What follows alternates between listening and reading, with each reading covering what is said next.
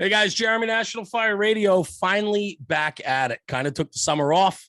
The podcast kind of suffered from my lackadaisical approach of enjoying maybe some sun and some cocktails. But it is September. Labor Day is over. We're back in. Kind of a new studio behind me here. We had some changes happen over the summer and so on. But enough about me. I want to just hop right back into it. On my screen in front of me is just a friend, and as he put it, my best friend that I've never met, which we're going to get to that in a minute. But Battalion Chief Corley Moore from the Moore, Oklahoma Fire Department, maybe better known, not to diminish your career at all in Moore, but you've made quite the name for yourself as a social media entity and personality with Firehouse Vigilance and, of course, the Weekly Scrap. So, Chief Moore, Corley, my best friend that I've never met. How are you, brother? I love it, man. It's so good to see you again. Oh, I love it. You know, we did an episode with you a while back, a couple months now before the summer, and I just enjoyed our time together. It was fun. We had a lot of good laughs. We hit on a lot of things that, you know, I find that when you're on the other end of the interview, a lot of people don't know a lot about us. You know, Right. like for us at National Fire Radio, you know, we're always the ones prompting and asking the questions. Whereas, and you do the same on your weekly scrap program. And so a lot of people don't get to know us and what drives us. And so, you know, we did your episode and it was a lot of fun. I think we went for like an hour and a half, probably even longer. A blast. Yeah, it was like just two buddies talk. It was great. It was fun. And so I just wanted to follow up because you and I, we chat back and forth. We can go a couple of weeks not chatting. And then all of a sudden we fire up a text back and forth for quite a while. And we hit a lot of good things. And I know that you and I are very much in tune with a lot of the same types of things in this industry. And so I really want to talk to you, though, about Firehouse Vigilance and, of course, the Weekly Scrap, because I see incredible value in what you've been able to do with your program, your almost weekly program, right? Or I mean, it's incredible. But give me a little rundown. What fired you up about Firehouse Vigilance? How did that all come about? Man, it's like probably a lot like asking how did National Fire Radio come about? But 100%. I get it. It's so much. A lot of it is just passion and looking for an outlet for it. And so I read. That's probably the number one thing that defines me if I had to pick something besides father, husband, firefighter, you know. But my hobby is reading. Yeah. And I'm unbelievably fascinated with the psychology of human beings, motivation, leadership, culture, you know, how to and effectiveness. So those things being said, I'm utterly fascinated by it. And I read at least an hour a day. That's my minimum. And but anyway, I would learn all this stuff and I'd want to share it some way, shape, or form. And so I started writing articles, and people don't have the attention span for articles. I mean, don't get me wrong, people read them. No, I understand exactly what you're saying. 100%. I was very frustrated as I wrote. You can find them out there. I don't know. My website's changed a couple of times, so some of the original stuff is gone. They were just 500 to 2,000 word articles on motivation or leadership or connecting with people or generations or insert the topic that I was infatuated with at the time. But there was no traction whatsoever. And really, and this is the part that's I'm so naive.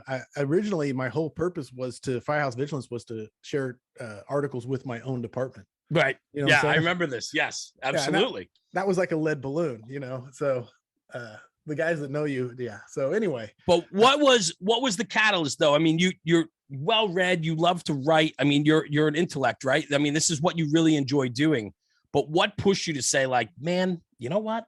Now's the time. I got to put myself out there. Now's the time.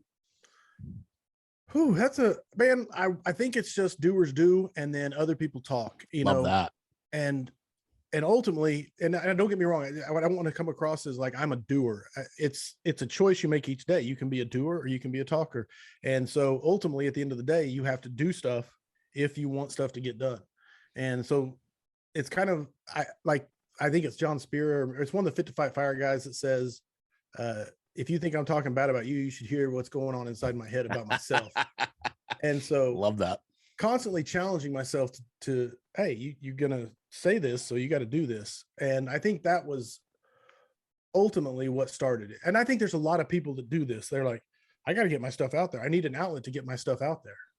For sure. And so what I look at then is I take away a couple things from that, right? Self-accountability is huge. I talk about that a lot on our platform, right? 100%. Holding yourself accountable, but also putting your thoughts to action, which is so important. And so many people, I think, have so much good to bring, but they're discouraged or they don't have the courage enough to put themselves out there or put it forward.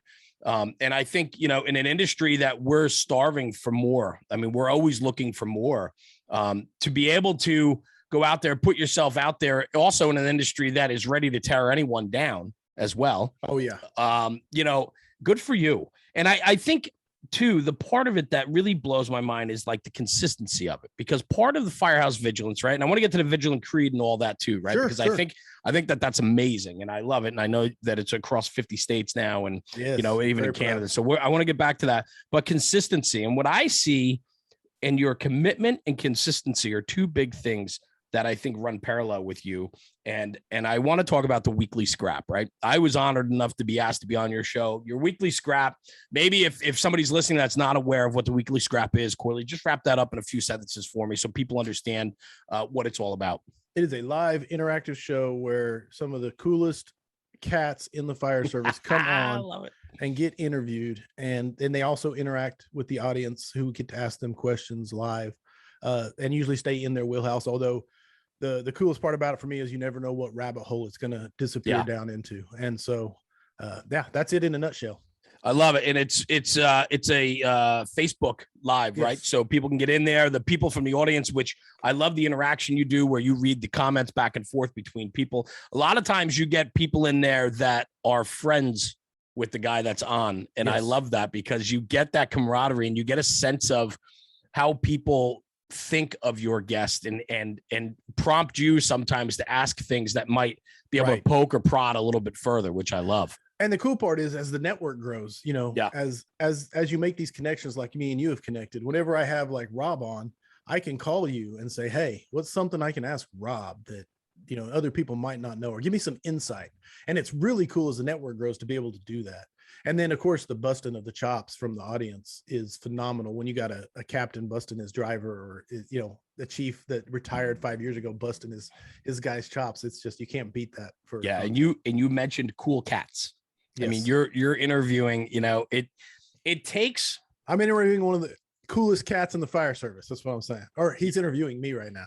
Well, of course, yeah. Right. But we're the coolest because we do the interviewing. So, I mean, it's us, Corley, is what works there. But truly, though, when you say that, when you look at the lineup that you've had, a lot goes into trust, right? These people have worked very hard to create their persona and put their personal stamp on the American Fire Service. And a lot Absolutely. Of them are on a national stage and quite often they're quite protective of what they've done and who they are.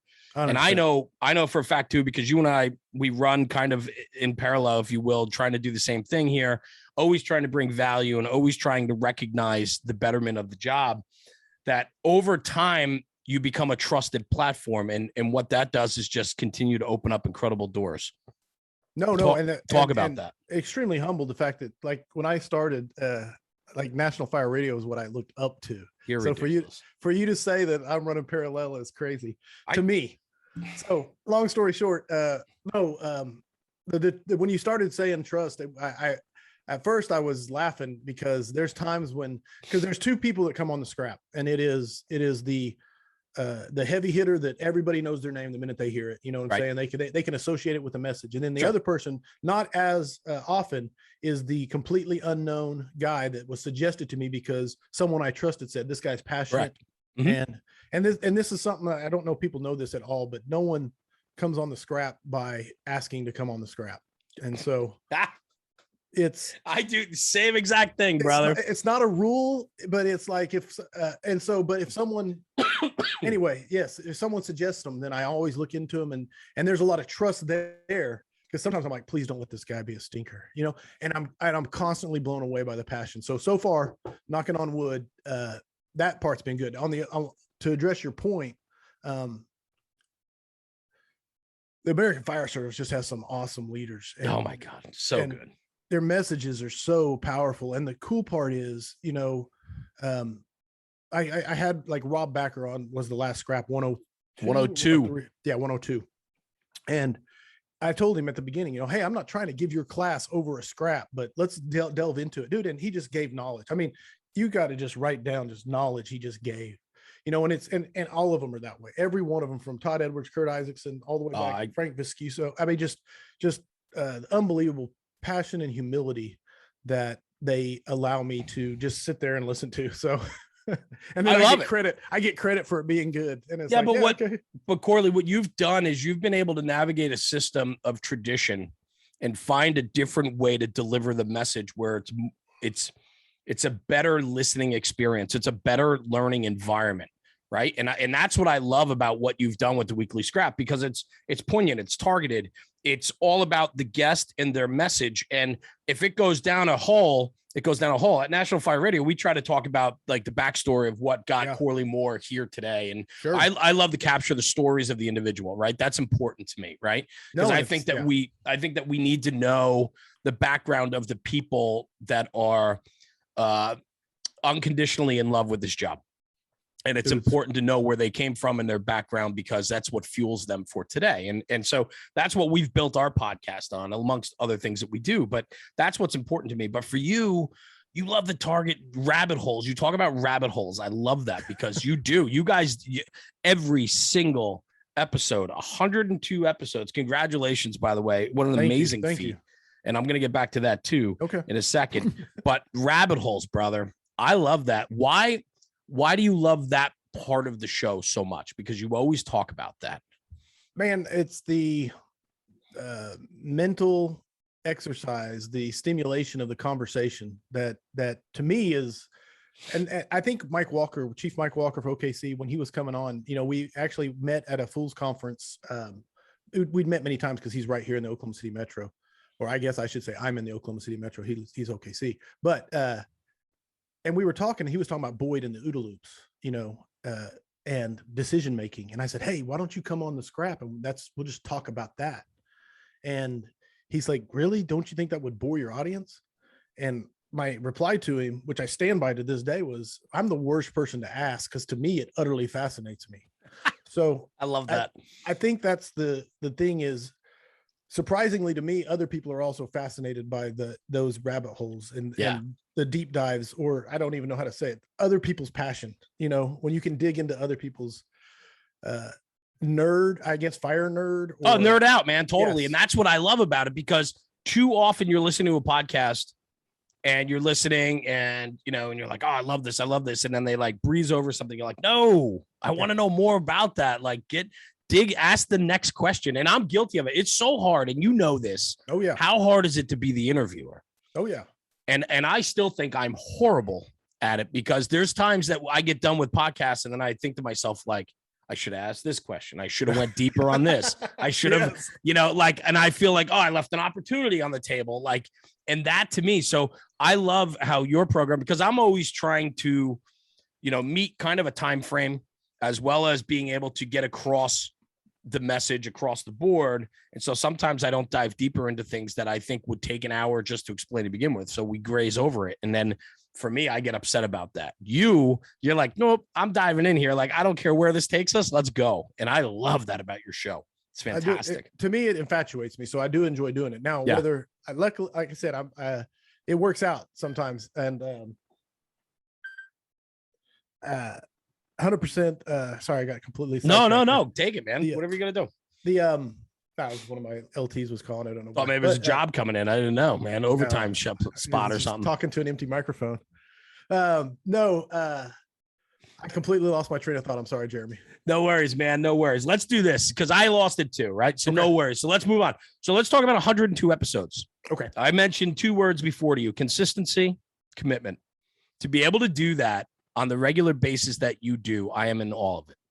And I want to know what fuels you. I mean, I think I know the answer, but I really want to hear that from you, because you might be able to hit on a couple of things that, I'm missing. But, your passion and love for what you're doing is incredible. And to be able to do 102 episodes and for people that are going to listen to this, or people that watch you on the regular, they have no idea what goes into the back end of putting this thing out.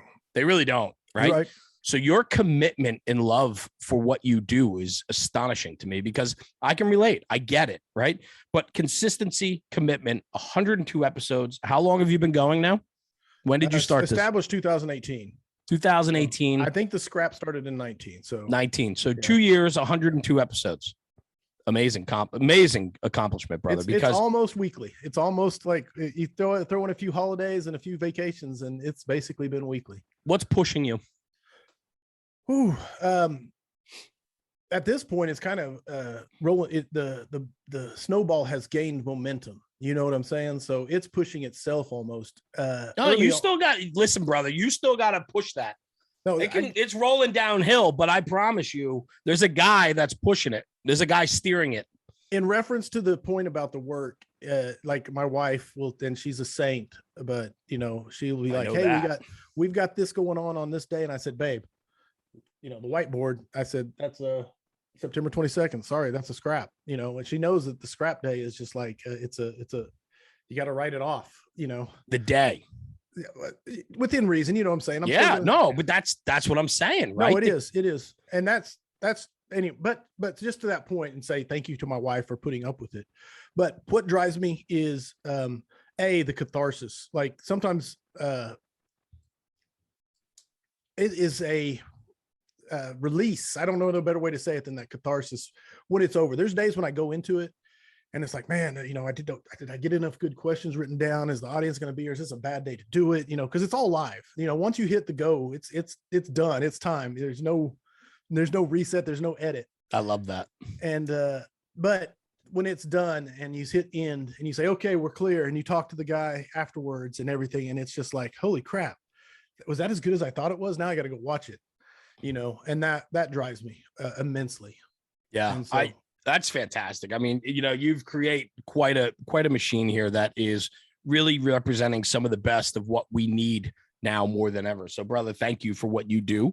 I don't get to sit and watch them live, but I promise you I do listen to them in the car all the time because that's where I spend most of my time. So I will tell you that on more than not, the the message comes across so clear. And I love the way you carry yourself in the interview when you kind of like chuckle or like laugh. I know what's going on in your brain because right now with that smile you have, like I know what's clicking because I get it, So I love that, brother. I love it. I see it. No, we're kindred spirits, and that's why I love talking. That's why a lot of times we talk, and you know exactly what I'm talking about when I ask you a question about, insert whatever. Yeah, for sure. For sure. All right, listen, let's get back. So we're talking about the scrap. Love it. Everything about it. Right. But let's talk about the Firehouse Vigilance also. I want to circle back a little bit because I want to talk about the Creed. I think it's cool. A couple of months ago, I saw you on social pushing and saying, listen, guys, I'm at 48 states. Right. 48 states. I want all 50. You got all 50. Explain it. Vigilant Creed. So I tried to write down, me and my stupid reading, or I say it like that, but you know what I mean? I try to write down, what does the fire service mean to me? Like, what is the purpose of the fire service to me? And so as I brainstormed and wrote it down, I came up with what eventually, it was just a personal mantra for myself. And it was just trying to line out basically what it means to me. Yeah. And when I was done with it, it sat around for a while. I say a while, and I was like, hey, this is pretty powerful. I really felt like it, it went through some revisions and stuff as I took out parts and added other parts or whatever. And it became the Vigilant Creed because I was Firehouse Vigilance, and it just kind of made sense. And then it got the 4-part mantra that breaks down each part. We do this for others. We do this for others. Push, train, learn, master ourselves. Never easy, never quit. Right. I love it, brother. That's the short motto. I got version. it right here. Hell yeah. I love Hell it. Yeah. So in the way it's worded, I mean, if it's easy for everyone would do it. We choose to thrive on a challenge. We want the hardest job on the fireground every time. No one will outwork us. We will not give in to complacency. We refuse to give it an inch. We will never quit. And then you sign it. Yes. Yes. Powerful, brother. Very powerful. I wanted it to be something you belong to. I wanted people to own it and belong to it, but at the same time, I didn't want it to be, I want it to be exclusive, but I didn't want it to be exclusionary. So in other words, because to me, there's a lot of, there's fire. I need to be in better shape. You know what I'm saying? I don't want this to be for just the CrossFit models and the people who are just the best. I want this to be for the people that are on the journey, right? That are willing to make the commitment to be consistent to get to that point. You know what I'm saying? They want to master themselves. They haven't done it. They want to, and so anyway, that was a big thing for me, was to make it to inclusionary, to be a part of this. But it really, when you really melt it down, it's just a pledge of accountability to yourself. And then if you take a picture and send it in, of course, I'll add you to the wall. I'll send you your Vigilant ID number, so you're a part of it. A, what number you were joining, and B, what number you were in your state. So if like, hey, I was the first one in Delaware or That's whatever. Cool. And so, I love it. Anyway, and then the other part of it, which I got, in fact, I'm wearing one, of course, is the Vigilant tag. I can see it there. It's fantastic.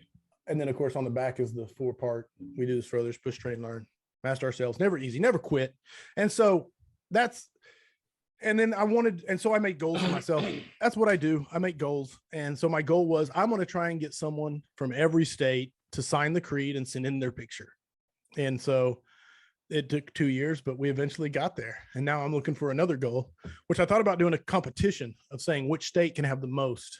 But I might start that in January and do all of 2022 of saying what state can have the most people and there's no, and this is the other part. There's no money. It's not a monetary thing. No, I get it. No, it's a personal accountability. Yes, and that's what I want to tell people. You don't have to send in $5 to be a member or something like that. It's strictly, you're signing it and saying, I'm going to try and hold myself to this standard. Accountability. Huge. That's it. We need more of it now more than ever. Love it. Good for you, brother. You're doing your part in it. And I love it. I think it's fun. I think it's cool. And I think it's necessary. So, it just goes in line with the mantra of what you're doing. Complacency, right? We have no room for complacency. And then I have to say this too. The other day, I get this beautiful package in the mail. Oh yeah, I like it. Oh yes. So let's talk about this, right? You are an absolute gentleman. I'll start there, right? And nothing but class. You got handwritten note out of the clear blue. Like, I didn't expect. There's no reason for you to send me anything. Firehouse Vigilance, the never-ending fight against complacency, established 2018. Inside's a beautifully handwritten note. You rock, brother. It means the world to me. A bunch of stickers, the hat, the T-shirt. Rocked the shirt the other day up in Syracuse. Nice. at the conference I was at. Mutts don't scrap. What does that mean? Man, it really just I don't know who actually said it first on the scrap. I might need to go back and actually give them credit, because you should. I think that'd be great. Somebody in the comments said, hey, Mutts don't scrap, and it stuck and became, I think the next week I was at a conference, and then I hashtagged a picture that said Mutts don't scrap as I took it with somebody, and it became a thing of taking pictures and saying but basically everybody knows the Mutts in the fire service exist. The Mutts affecting the fire service exist. And I'm very proud of the fact that Mutts don't scrap. I mean, they don't listen to the weekly scrap. And so I'm extremely proud of that. And I'm not sure I should be, because I'm not sure that's the proper message. We should try to bring everybody along, but Mutts don't scrap. That's all there is to it. I think I'll be honest, the way I interpreted it was Mutts don't ever get on the scrap. I wouldn't mind a couple Mutts being in that audience and watching the interaction and how good, because I'm a firm believer that as much as it's so easy to become a mutt in this job, I also think that you can turn yourself around. I love that. Right? Love that. No, 100%. I mean, so you know what? Join the scrap. Come in. Be a part of it. Don't be a mutt, but join it. Listen, Absolutely. Figure it out, watch the interaction, and understand the good that you promote, and the message that's being shared is only bettering our job. Hands down. And just to pile onto your note, I love this, is when you do that, you will no longer be a mutt over time. Right. Yeah, that's right. Because mutts don't scrap. Listen, come along for the ride, man. It's good. There's no doubt. It's good. I mean, I can't, it's so hard for me to understand how people could be so negative and so down. I'm going to make one that says Mutts don't NFR. It's going to look good. Listen, I'm a little more outspoken than you are. So I have my share. I've had pages that were mutt driven solely against us, mock 100%. pages and so on. I mean, it is what it is. But at the end of the day, guess who doesn't last?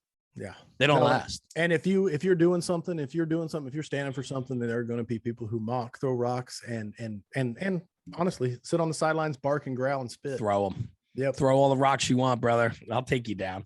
I love it. I love it. So listen, man, I'm super proud of what you built. The Weekly Scrap is probably one of my favorite podcasts. So I do want to say that you're just doing incredible stuff, man.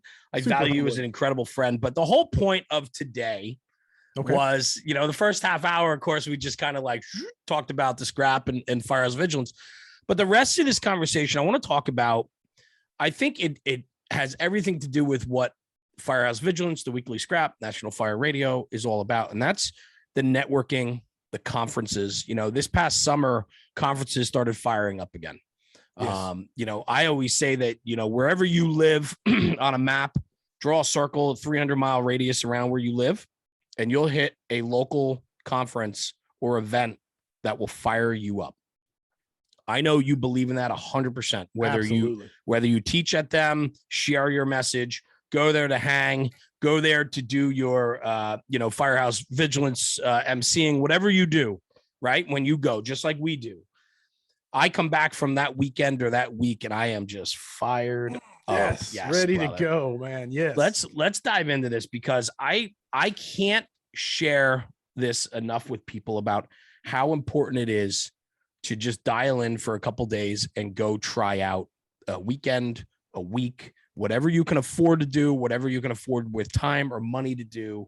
But it's so important to get out and expose yourself to more. And it's not just for the hands-on training or the mental stimulation of the lecture, but it's also the camaraderie, the brotherhood, this fellowship. Yes. Let's talk about this, Corley. How much are you in love with being able to travel? And I know this year you traveled a bunch. You went to a bunch of shows this year. I've been on a tear. Me and the wife both. My wife goes almost everywhere, technically, except for COVID, when she was down and out for the count for a little bit.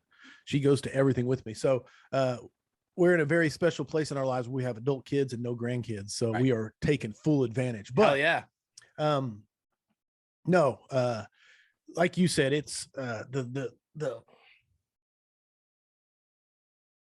it's not just getting there. It's like the world is shrinking. The fire service is shrinking.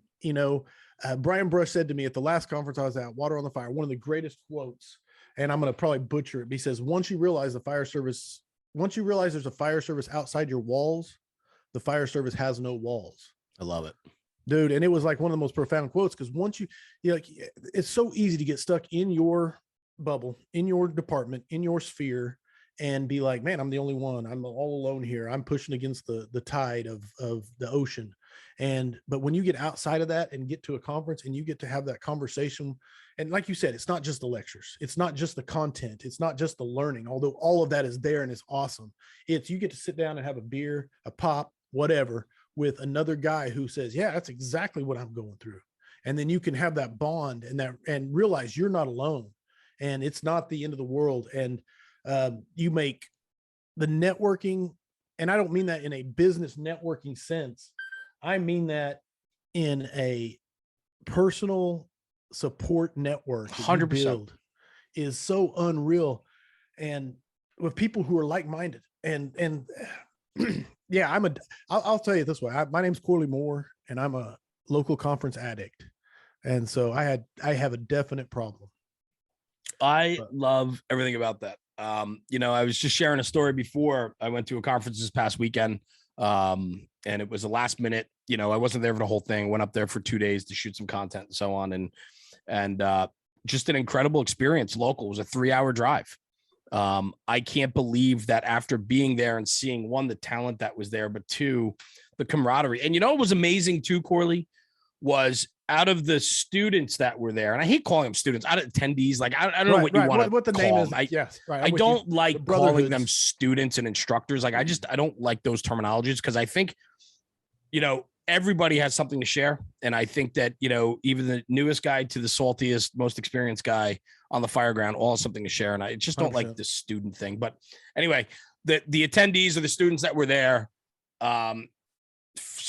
similar faces that I've seen before, like guys that I've met before, and I walk you walk into the the bar that night or whatever, and then have a couple pops with everybody, and you see similar faces, not just the people that are teaching at the conference, but also some of the students. And it really makes you start to believe that these kids are just like us. Like, they get it. They want to be there. They're traveling. They're doing this. And I'm like, you guys, and I keep telling everyone I see, I'm like, okay, but now next time you got to bring somebody with you.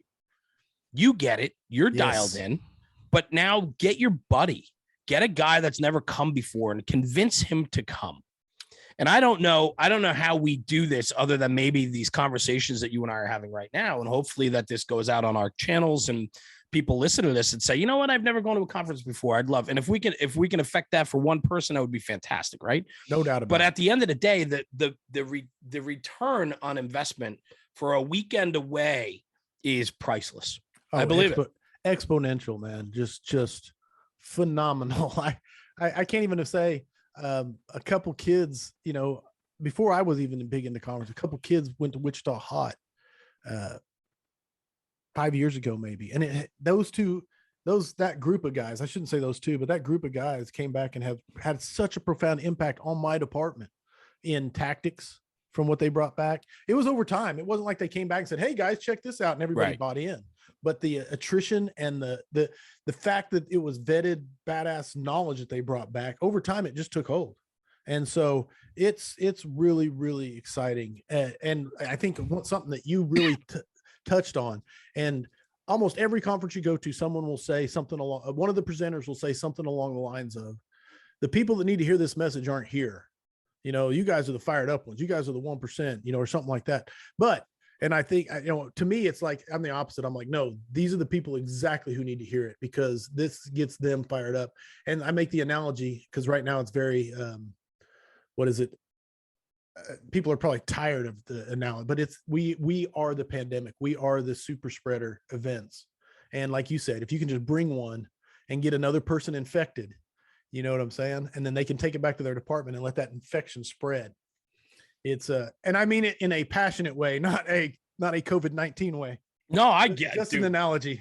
Chief, I get it completely, right? I mean, it's being able to pass that on and explain, even if it's a local weekend 3 towns over where a speaker's coming in from the outside. Yes. Take a Saturday and go, expose yourself to a room full of people that want to be better. Expose yourself to a room of people that know there's more to it than inside their walls, right? Like Brian Brush said.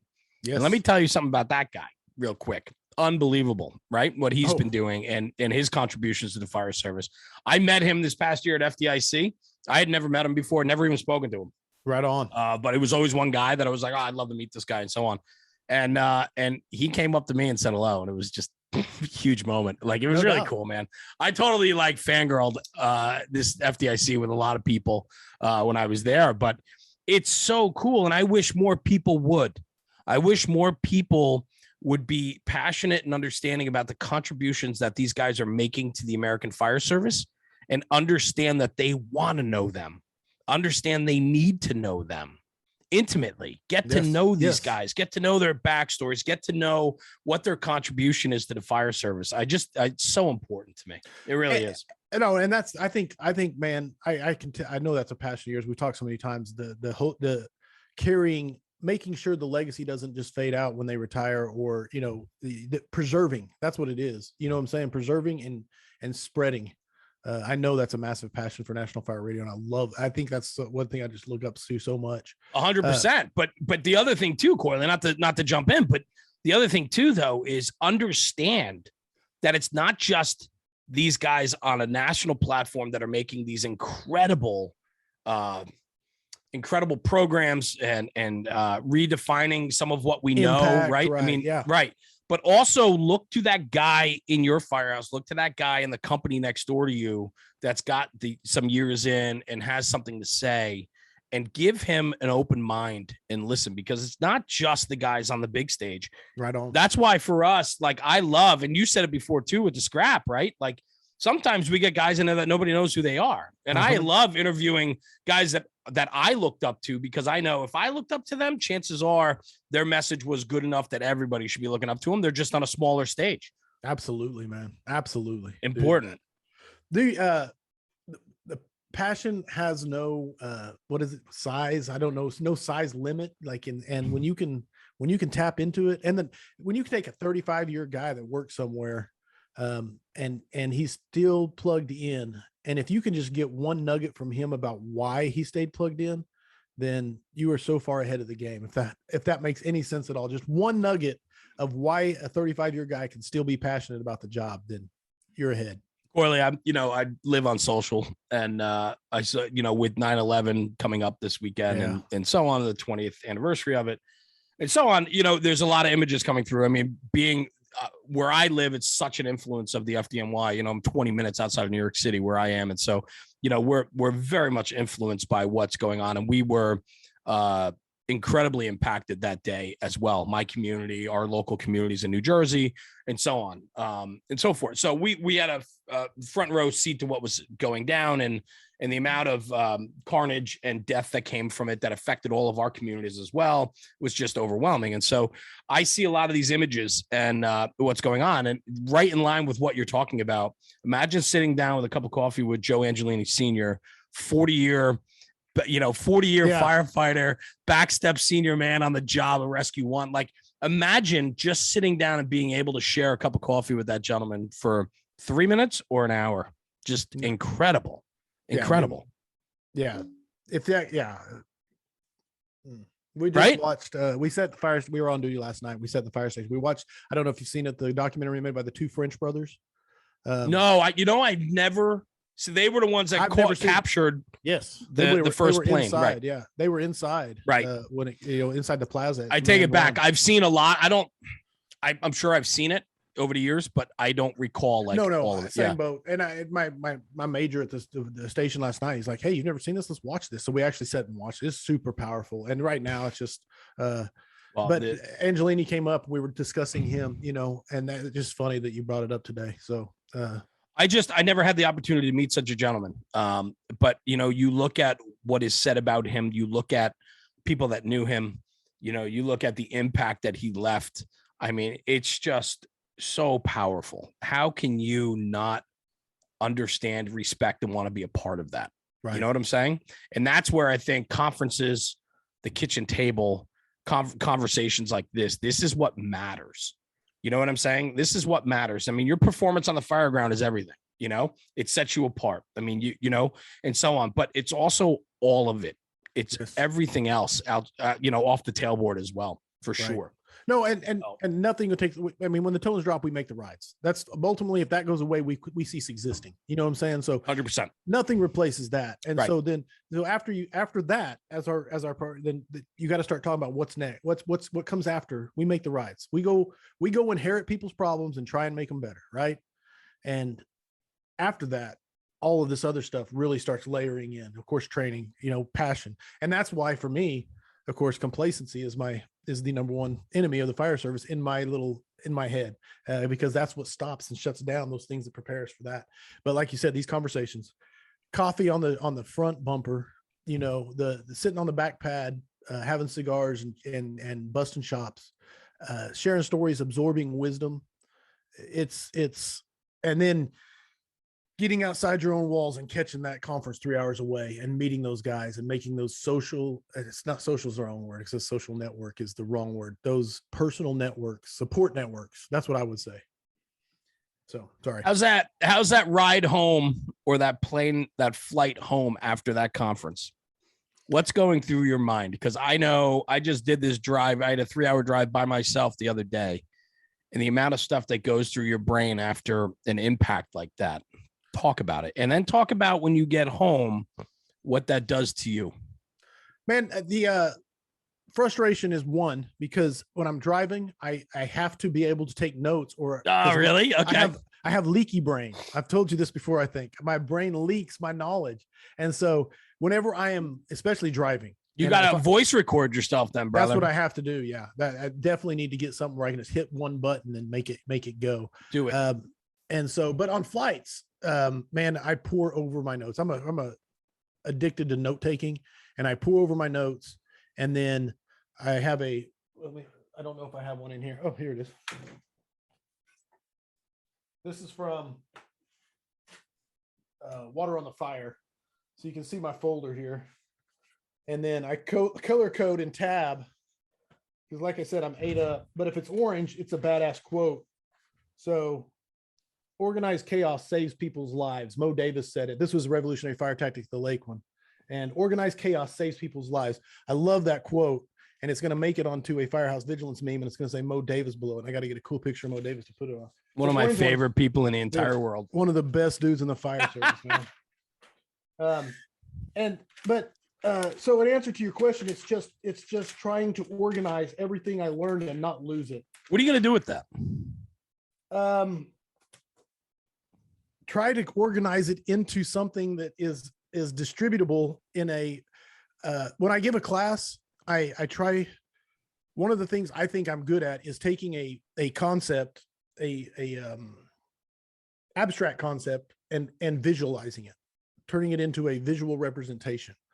And so what I try to do is absorb the knowledge, long story short, turn it into a presentation that comes across that actually can keep a firefighter's attention, because the average firefighter, and I don't mean this in a derogatory way, they generally don't like sitting and listening to someone talk for long periods of time. I get it. They need some engagement.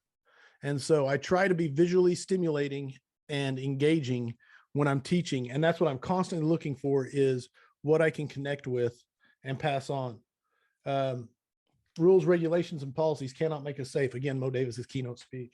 But stagnation equals death. But you think about the amount of information you've compiled from the conferences you've been to, the speakers you've met, the people on your show, the note taking you do, because you are so articulate with all of that. Leaky brain. I'm super jealous of it, because I wish I was that organized to be able to do that. And I'm not. I'm just not. But I wish, because some of the best thing that's ever happened in my life in NFR world is stuff that I've experienced, and we never captured it. We didn't video it. We didn't record it. I didn't get it. And that upsets me, man. I've had some of the most incredible conversations with people, and it's conversations I'll take to my grave, because, like I just didn't have a chance to share it. Right. You know, it's incredible. And while it looks extremely organized, this is the chaos that is me trying to organize the chaos that is my brain. That's all this is. This is my never-ending battle into trying to organize my brain. And so I love it. It's a struggle, brother. I promise you. Oh, I'm sure it is, man, but that's that passion. That's that drive and desire that you have. I mean, you are into this, man. And that's why a guy like yourself can create the Vigilant Creed. And that's why a guy like yourself dives into and is consistent, and your commitment to the scrap is there. I mean, these are things that you just do on a regular, which is just incredible. Truly. So it's exciting. You speak very kindly, very, very kindly. But the micro conferences, again, I think, because I want to touch on this when we talked earlier. It's the world is shrinking, and the internet has made it shrink. And the biggest thing is, it's the same thing that happened to the record companies and the publishing companies is happening to the giant. And again, I've never been to FDIC. I'm going to try and go, and I'll keep submitting classes, and then one day I'll make it and teach there. But I'm not knocking it. It's just the world has shifted away from the big gatekeeper controlling what gets out there, and now anybody can do it. You know what I'm saying? Whether it's me and you can cut an album today, and put it out there, and it'll be on iTunes tomorrow. Correct. I'm not saying it'll be good, but it'll be out there. And so the gatekeeper's gone. And that's the same thing's happening to the big publications, whether it's Time Magazine, People Magazine. It's also happening to Firehouse and Fire Engineering, is they're trying to look for a way to stay relevant in this ever-changing world. And they're don't get me wrong, I'm not knocking. It's just it's the world's changing. It's getting smaller, and I don't think it would have been possible to have these conferences 15 years ago, 10 years ago. No, and it just wasn't possible. No, and I think what's going to happen too ultimately is they're popping up everywhere. And I mean, you can go probably every weekend in the year. There's one somewhere, right? But at the end of the day, I think over the next few years, with the popularity of them, some of them are going to filter out, some are going to merge, some aren't going to be sustainable, right? And then you're going to come out to what I think the future market will be 6 to 8 headlining conferences that are regional across the country that bring in the best talent with the best message, X, Y, and Z. And I think that the bigger shows are going to begin to struggle a little bit, and and so on. And I just think it's the makeup, the delivery, the the ability for people to attend, and so on. I mean, it's just if you can drive 3 hours instead of fly, the price savings right there, right? And then everything that goes along with it. But I think that ultimately what we have to be conscious of is look at the conference, see what the message is overall, see what they're trying to deliver, and then surround yourself with that. And if you find something that clicks for you, go try it. Take somebody with you. Take somebody that you don't think would ever go. And I promise you, if you are looking to find something, you will always get something out of it, man. I mean, if the only people I ever see who don't get something out of them are the ones who are on duty and forced to go and come there with a bad attitude, and those are the only people, and those are the ones you don't want there. Let me ask you this. You said you've been taking your wife with you. Yes. I'm sure she's very much like my wife. I mean, she's super patient, deals with what we do because this is, you and we're pretty deep in this, right? Right. What was her take when she started to where she is now with the conferences? Man, I don't mean to put you on the spot with that, but I know it was hard for I'll preface it with this. Terry was, she understood the fire service. We were together for 20 years. She gets it, but she, it interferes with things at times. And so, understatement. And with these conferences and the more that we go to, she has started to see the personal return that I'm getting ongoing and how important they are to me. And so it was like an evolution with her to understand that one, it was a party and you went to go hang out with the boys, to more that it's a more fulfilling weekend or time away that you get incredible value. And frankly, for me, like that's my recharge, and I need that. Yes. What was it with you? I'm just curious. Man, you're really hitting on some of the same stuff. Obviously some similarities. Yeah. One, Amanda's a saint. I always say that, but I mean it, man. She is a saint, I'm but with you. she has this gift of infatuation. And what I mean by that is if she can be shown a new area, she will find something interesting there to go and do and be infatuated by. That's cool. And any sort of historical thing, any sort of animal-based attraction of any sort. Sure. So on the traveling side of it, she while I'm in class, she won't go to classes obviously, but she finds awesome stuff to do in the area. And then sometimes we'll find, I try to make it a point. We always do something together there. Yeah, of course. The other part is the social side of it. She's an awesome social sidekick and keeps me, because I tell people this all the time. They don't understand. I'm a heavily introverted person. And so when I'm in a social setting, especially the fellowshipping, I get drained super fast, and she's really good at keeping me on pace, on point. And so I can't wait to run with you at a show. I'm excited. I go.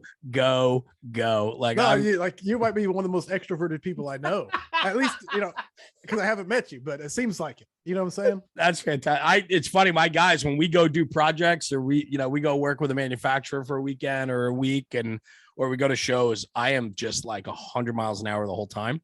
And these guys look at me and like by day 2, they're just looking at me exhausted. Like, you got to stop. Like you got to slow down, And I'm like, I can't. I'm like, we're here for one. We got a job to do. Let's do it. No, I love it, dude. I love it. No, there hits a point where I'll just be up against the wall, just like up against the wall, holding my drink, just be like, Yep. But so talk. All right. So that's fantastic though. And on the point on Amanda, real quick. Yeah. This point. But you nailed it when they realized that firemen can get together, firefighters can get together and literally talk shop until 3 a.m. 100%. And that's what they're doing. When they realize, they're like, seriously, you guys are still talking about that? It's a smooth bore, it's a truck. It's like, why are you still talking about this? And once they realize that there is no hidden agenda or, insert whatever, no party agenda. It's just literally just fellowship and shop talk and ball busting. 100%. Yeah. So anyway, that epiphany was the same type of, Yeah, well, it's important though. Not only that too, but how it's incredibly important. I know for me, and I'm sure it is for you as well, to have the support Oh yeah. of, our spouses, our wives, to support what we do, because this truly is it's a passion endeavor, and No, 100%. it consumes a lot of us. And I'm so fired up and into it, and I'm wondering when, because I suffer. You heard the term imposter syndrome. Mm-hmm. Yeah, I'm like looking around, going, when is someone going to pull the rug and like no one listens to the scrap anymore? You know what I'm saying? And right. and quits. I constantly wonder, not like fear. It's just like, is this real? Like, what's going on? Because and so I really am just like, let's take this as far as we can and keep giving, brother, because that's why it's successful. You're giving. So you're giving. We talked about that value proposition before. I was telling you about that earlier. Yes, I mean, that's what it's all about. If you're giving more than you take, and trust me, the personal take on this is huge for me. Like, and I'm sure it is for you. Like, it fuels me like you wouldn't believe. You couldn't put a value on it. You know what I'm saying? People ask me that question. How do you do a scrap every week? And I'm like, I don't think you understand, man. And I tell people this, and I mean it. I am the luckiest guy in the fire service. Yeah. Hey, right behind me, pal. And I get to have a one-on-one conversation with a badass every week. And, and not I love it. Yeah, dude, I don't think they understand. I know they do. It's just, to me, it's a no-brainer, man. It's like, I'm the one who's lucky here. Yeah. Yeah. It's a good message for sure. So what's next? I mean, we talked about conferences, and so on. And I know you've been to a bunch, and so on, but like, what's next with Corley Moore? I mean, you got, are you going to be getting out there, maybe getting some more of your message out to these conferences? Man, what are we doing? I'm currently writing another book. I don't know when it'll be done. Cool. I have a little spreadsheet that tells me if I write this many words a day, blah, blah, blah, it'll be done at this time. And I'm super passionate about that, because it is just, you know how it is. You get a tickle and you got to chase it down. And it's something that's just kind of taken off. I think I talked to you about it before, showed you a picture. So anyway, I'm excited about that. But no, I think the future is where it started, which is me trying to share a message. And I do have a message to share, and my passion is sharing it. You know what I'm saying? All the rest of this has come almost like offshoots that were accidental. You know my story, and it's like, but I think the future is like, all of this is for a reason. And it's to take this and melt it down and present it, not other people's messages, not taking Mo Davis's messages, but just this combined with the reading, combined with the research, is going to, at some point, be a message out there that is shared on repeat. That is the goal, is to ultimately one day, and this was what was really cool, and I have it stuck on a Post-it note to my monitor. And I've probably told you this story before. I'm sorry if I have. And that is, I found my purpose in life. I'm a husband, I'm a father, I'm a firefighter, right? I know those are why I exist. And then after that, I found my purpose besides those things. So if you take those things as the ultimate, I found my purpose besides those. And it was that this is the greatest job on earth, and people should love coming to work every day. They should. If you have the ability to make people, I don't want to use a double negative, but if you have the ability to ruin that for people, you're a special kind of asshole. And so anyway, that is my purpose in life, is to share this message that this is the greatest job on earth, and everybody should love coming to work each and every day. And there is a method, almost scientific method, to make this possible anywhere and everywhere, and it works. So anyway, that is my mission in life. Well, I just wrote down a special kind of asshole. I think that's a fantastic way to put it. And I think you hit on it, man. I mean, that's 100% it right there. It's so good. And there's so many people out there that are trying to make it even better. So be open-minded, open your eyes, open your ears, and try to be a part of it. And I think that, if that value proposition, if everybody's willing to give a little bit more than they're taking, I think it's going to be better for everyone across the board. And I think that's what we need to do more of. No, absolutely, man. And man, just like talking to you, I don't know what's next. I love the Facebook Live format, but I don't know if there's a better one out there. I don't know if there's a better way to interact with the audience. I'm always looking for it. You know what I'm saying? But so far that one's working good. I started on Instagram Live, actually. Yeah. That was terrible. Yeah. It's hard. It was very tough and terrible, platform to even try to upload stuff to these. So I'm constantly looking to evolve the technology side of it to make it more accessible. Like right now, I have to read the messages to the guest unless they have a separate monitor to log into and look on to see the messages coming by, So Yeah, I'd like, technically wise, there's some things I think we could help you with. And I think, to be honest with you, not that I thought this conversation was going to go, but we have the technology that we could simulcast your scrap on multiple channels at the same time and be able to manage it. No, that's pretty cool. Technology's out there. So if you wanted to do Facebook, YouTube, and everything else on top of it, you could at the same time. And then you could manage the stream coming in to be able to, because then you get a different market share too, different people, sure. and so on. But, you might be able to attract a younger crowd if you were on YouTube than you would be on Facebook, if you will, right. And that type of thing. But no. Yeah, there's plenty of opportunity there for sure. But, and that's another, dude, I love your backdrop, dude. That's looking spicy. Oh, so you know what I did? So we had this in the old studio, and I have probably 100. How many T-shirts do you have at home, right? No, they're collecting up. Okay. And then on top of that, like my own personal ones for 26 years in the fire service, 27 years in the fire service, plus being a kid. Yes. I don't think I've ever thrown out a single fire department T-shirt. I'll be honest with you. I don't think I have. I have Tupperware bins of T-shirts that I won't get rid of. My wife's like, get rid of them. And I said, no. She goes, how many navy blue shirts do you need to own? I go, not enough. Not enough. Yeah. To me, I collect them. But you know what's super cool is I came up with this idea a couple of years ago with the original studio we had, where I took T-shirts because I wasn't going to wear them all anymore. I can't wear them all. What I did was I put them on 1/4-inch MDF plywood sheets and I mounted them. So that's all they are. No, so it looks great, man. Yeah. So if you look, they're just T-shirts. And then what I do is I put tracking on the, just furring strips on the wall. They're 16-inch boards. So 16-inch on center.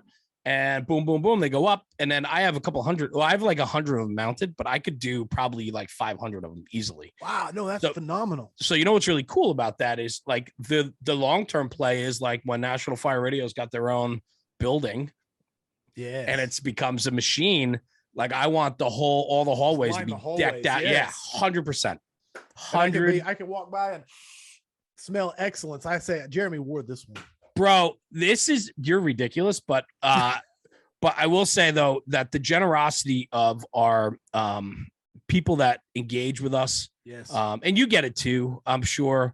I see the coins behind you, the tins on the walls, like all that stuff. I mean, to me, I can't even begin to tell you how honored I am that people would spend their time or money to send me things. You included. I mean, this hat today. The T-shirt, the stickers, like that stuff is so important, right? As superficial as it may seem, it means the world to me. And the problem is though, is I get a ton of it. And it's like, I feel guilty when I have a pile of stuff over here that I still have to like take pictures of, put up on social, because I want people to get their representation and share on it. I mean, it means the world, and it's not just because they sent it. It's because you actually believe in what they're saying. I mean, 100%. I don't know where. Oh yeah, this one. So I showed this the other day on the scrap, but Rob Ramirez gave me a patch. It was a rubber Velcro patch. It's a really thick patch. I don't know if you can see that there. But I had nothing to do with the patch, but I had a blank hat and I sewed it on myself. I was very proud of it. There you go. And so anyway, and then Citizens First Fire Training, these came in today. I got one of their patches, and this is going on a hat. Again, one of my blank hats. I'm gonna do my needlework. And they sent me a shirt and a bunch of patches, and it blows your mind that again, that humility of seriously, but and you just want to say thank you. It pushes me. I mean, that's a lot of the fuel. I mean, I get, I am incredibly humbled by the response that we get. Yes. And I don't know if it's deserved or not. I don't know. I struggle with that. I'm asking you, do you think it pushes you because you're like, I don't deserve this, I got to do better? Like, is that part of it in your head? Yeah. That's what goes through my head. It's like, I would get it. And I almost feel guilty. Like I haven't done enough for someone to send me something. I need to do more. And then I feel, I carry like guilt. I'm like, this guy, I just got a T-shirt the other day, from Anthony Rowett, Port City Fire. Port City, yeah. Sends me a T-shirt. I saw him out at FDIC. We had met once or twice before. He wanted to get me down for a show, whatever. It didn't work out.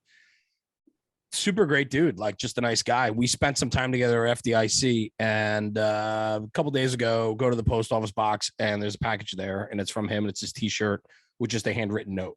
Yes. And the note itself, just like yours, I mean, just like taking a few seconds to handwrite something, but his note hit on 2 or 3 things that I just don't know if it was deserved, meaning, saying that, just really incredible things, nice things. I struggle with that. I struggle with that every day because I don't know. I like to think that what we do, I mean, I feel like sometimes I'm a little bit selfish because I enjoy doing it so much. Right. So I feel a little bit selfish. Yeah. But then there's also, I do have that moment of, I don't know, not clarity, but that moment, that Zen moment where you go, well, maybe what we're doing is right. Like, it's, and then when you get into that, you're able to have that conversation with yourself. It then supports what we're doing. And then that's what pushes me. Like you said before, that then pushes me to say, then I got to do better. Right. I got to bring more. Feeding the cycle. And I'll tell you, Corley, like I am fired up for the first quarter of next year with some of the stuff that we're going to be rolling out with. You got any teasers? I want to hear. You son of a gun, man. So I'll tell you this. We're going to be on a large scale of things right now. National Fire Radio doesn't really have a home, if you will. Okay. Not a physical home, an online presence. We have all of our social channels, but our website is really just the Shopify build out from 4 years ago to hawk T-shirts and swag, which frankly, I hate doing. But it's a necessary evil of what we do. And it perpetuates. Right? Yeah, it perpetuates. Absolutely. So we are currently reorganizing, restructuring that end, but the website itself is going to be a gorilla, meaning it's going to be big, and it's going to be there's going to be some new types of standardized content on the platform. We're doing some regular type content. We're getting into the training space a little bit, which we've never done before. Nice. But through the 4 years that we've been at this, we've made the relationships with, like yourself, some of the best names in the industry. And I think there's ways that we can deliver their training message in a way that can be devoured on the regular. If you guys start bringing more value, I don't even know where the ceilings are. I'll give you a perfect example. We're going to be rolling out a regular content piece where we're going to be doing street walking, and I'm going to do a street walk with Corley Moore down Main Street, USA. And we're going to talk size up on buildings, and we're going to talk, and so on. And we're going to be able to do that in, every type of community you could possibly imagine. And we can start, and then I'm going to we're tailoring that type of neighborhood to the guest that I'll have on. And so we're going to be walking and talking, being videoed and audioed, and talking and sizing up buildings as we talk. And it's just going to be, a view from the street or something. I haven't even named it yet, but that's a teaser I'll throw out there. But that's going to be a regular content series. Street reads. Yeah. Fire Radio presents street reading or something. Yeah. Something. And what's funny? You just said that. Look at what this Post-it note says. Nice. Presented by. This has been sitting on my computer next to me for 2 months now. And it's weird, but to me, that means everything. Presented by, meaning we've been able to build a content machine that people recognize. And then we can start putting out different pieces of regular content now that could be presented by us, but we recognize individuals. So Corley Moore from the weekly scrap and Firehouse Vigilance, National Fire Radio presents. Like, that's where the end game for us, to be honest, is not to be the Tonight Show. It's to be the network. And so I want to be NBC. I don't want to be the Tonight Show. And so I'll be honest, the home base of the website being built out, and I'll talk to you off air about a few things and so on. But there's a lot of teasers to come. Cool. I'm excited, dude. A lot of things we're building out that I'm just very excited about, but it really is a full-time job. And no doubt about it. it's incredible. So again, back to the patience of my family and my wife and, and the job and everything else. So it's, there's a lot involved, but yeah, there's a lot of fun stuff coming out. And I'm looking forward to it, but I'm also forever grateful to the people that helped us get to where we are today. And just like you are, I mean, 102 episodes is a monumental feat. Most podcasts don't make it past 4 episodes. Right. You know what I'm saying? So the conviction, and the hustle is real. And for you, I mean, I'm just super proud of you. And I have to tell you, I am forever grateful that our paths crossed. No doubt about it, man. And what'd you say? Kindred spirits, if you will. That's it. So it's fun, and I'm happy for you, and I'm happy with where your show's headed. I don't know where you're going to get another 102 guests, but there's plenty of great people in the fire service. So, you're, man. I see if there's the whiteboard where I schedule everything. I call it my high-tech scheduling system. Yep. And but there's like 40 names written on it so I'm at least up to 143 or so. That's amazing. How far out are you scheduled? I'm just curious. I'm scheduled with actual dates into November 23rd. Mo Davis is coming on November 23rd. So there's a teaser for the Thanksgiving show. I'm so glad that worked out, by the way. No doubt. I'm glad I stuck my nose into that one. You're instrumental. I've been trying to get the guy on for so long. And finally, Jeremy texts him and says, "Hey, you need to do this." And then Mo's like, "Hey, I'll do it." Yeah. I love it. So anyway, that's that network I'm talking about. 100%. So powerful. Yeah. But yeah, 2 November is where the next 1, 2, 3, 4, 5, 6, 7, 8, 9, 10, 11, about 14 guests. And then I've got 40 or so. That's a guerrilla math. Roughly 2 scheduled. So, and that I'm constantly adding to the people will message me and say, "Hey, have you heard of this guy?" I'm like, "No." He's like, "He's super awesome. You need to check him out." I'm like, "Okay, I'll do so." It's awesome. That's the whole sequence of events, right? Well, and that's, I guess, the beautiful thing about it, right? Is like you said, the machine starts going, the ball starts rolling, and you're guiding it and having influence on it. But it's nice. People are like, "Hey, you got to check this guy out. You got to check this guy out." I love that. That's awesome. No, I need to get you. And that's the other part is it's like there's so many people that got screwed early on because I was so bad at it. Like, but they were willing to come on, brother. That's part of the process, right? But I want to have them back, so have them back. Right. But I've also got 40 names I got to get on there, and then So it's just this. It's a great problem to have to juggle. Yes. Yeah. Right. Yeah. And so no complaints whatsoever. I love it. There was something else I was going to ask you, and I totally just drew a blank. But I'm just trying to think. Well, listen, I'm proud of you, man. I'm proud of where you're going with this. I'm proud of what you built. I think your message is incredible.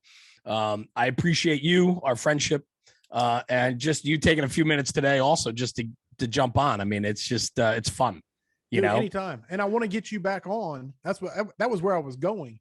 And I think the rabbit holes I want to go down is like, just picking your brain on I don't even know the right way to say it. Like, the stuff people don't understand, or the inside scoop behind the social media juggernaut that is NFR, the dirt. And so do I have a lot to say on that? I think it'd be a great conversation, just kind of a peek behind the curtain.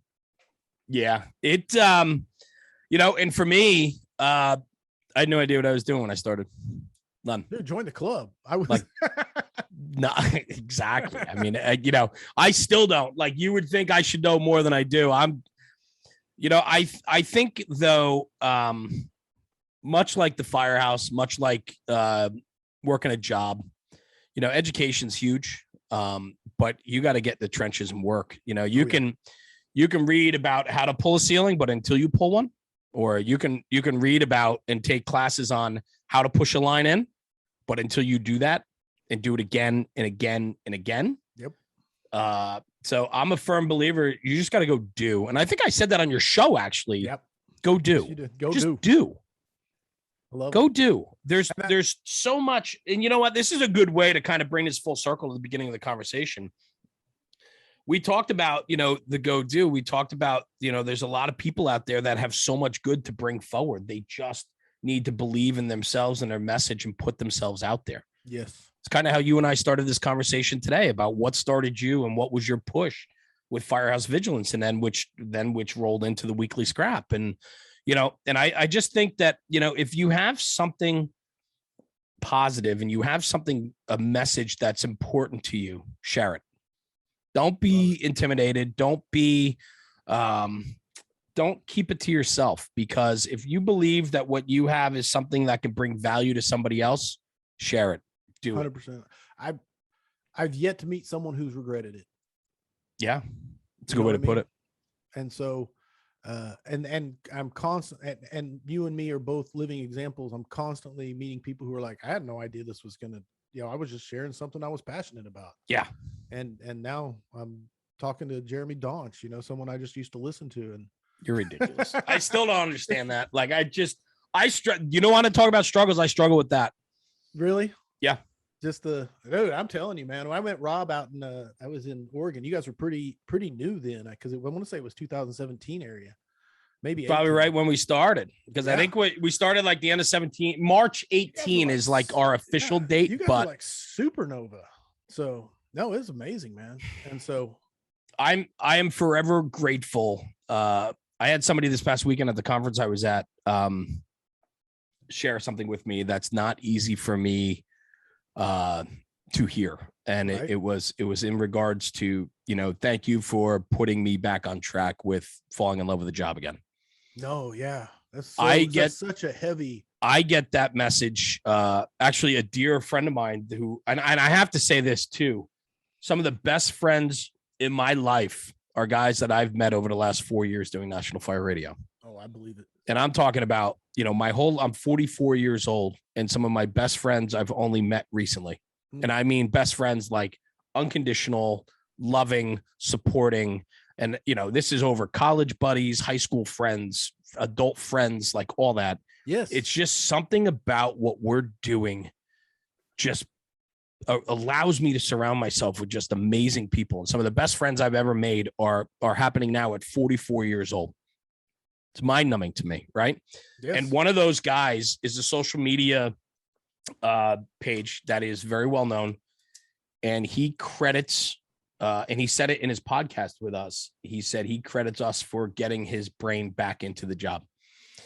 And I am forever grateful to hear something like that. But I struggle with being responsible. Like I don't know how our impact has been able to do that for people, but if it has, I am forever humbled and grateful. And somebody just had said that to me the other day at the conference I was at, pulled me aside and just, you know, and I told him, I said, listen, if that's the case, thank you. And I said, then share it, pass it forward. And you do that for somebody else now. Go find somebody and share that with them and get somebody back in line if that's what it takes. So, but I'll tell you, brother, it's you don't realize the impact you have. No, and I want to say this because I don't know. I've never really, there wasn't a moment where I said, I want to be National Fire Radio or anything like that. It was never, I just wonder looking backwards, how big of an influence you were on me doing this. Does that make sense? Like subconscious influence on, hey. Good. You know what? You know what? Really right here, right now. Good. I'm glad. If we were, fantastic. Because what you're doing is incredible. And I think it had to be. So anyway, I love it. Even if it was just, hey, Jeremy can do it. Why can't I? But I also think too, can you hear that, by the way, in the background? No. Neighbor's landscaper right now is blowing leaves. No worries. Okay. So I just want to make sure it wasn't coming through. I will tell you this. Thank you. You know, that's, you know what, that's what this is all about, right? We gotta 100%. We gotta give more. If we keep giving, we do better, and we all do better. And at the end of the day, you know, I feel good at night that we're doing our part, and I hope more people do their part, and we're going to end up with a much better job than we have right now. Love it, man. Love it. Love National Fire Radio. Jeremy, I love Thanks, you. Thanks, pal. I appreciate it. Means the world. Yeah, no, man. 100%. I can't wait to actually meet you. Well, we're gonna do that soon. I think there's an opportunity coming up too. We'll talk off camera that we might be doing something together. I don't know if you got the conversation yet on that. So, which will be a lot of fun. But you and I got to get together soon. there's some conversation about coming your way sooner than later, to be honest. So kick ass. Yeah, so I'll keep you posted on that. But anyway, listen, I appreciate you. I appreciate what you do, the weekly scrap through Firehouse Vigilance. Give me the rundown real quick for our listeners, just so they know where to find you. Talk about the scrap. Where can they find the scrap, and so on, brother. Facebook is the king amongst the fire service as far as the Firehouse Vigilance goes. I'm on Instagram, on Twitter, Firehouse Vigilance. You can find it on almost every social media platform except TikTok. Not quite good at the arm dances. But Firehouse Vigilance on Facebook, man. That's where you can participate live right now. And then as far as a podcast goes, it's on every podcast platform.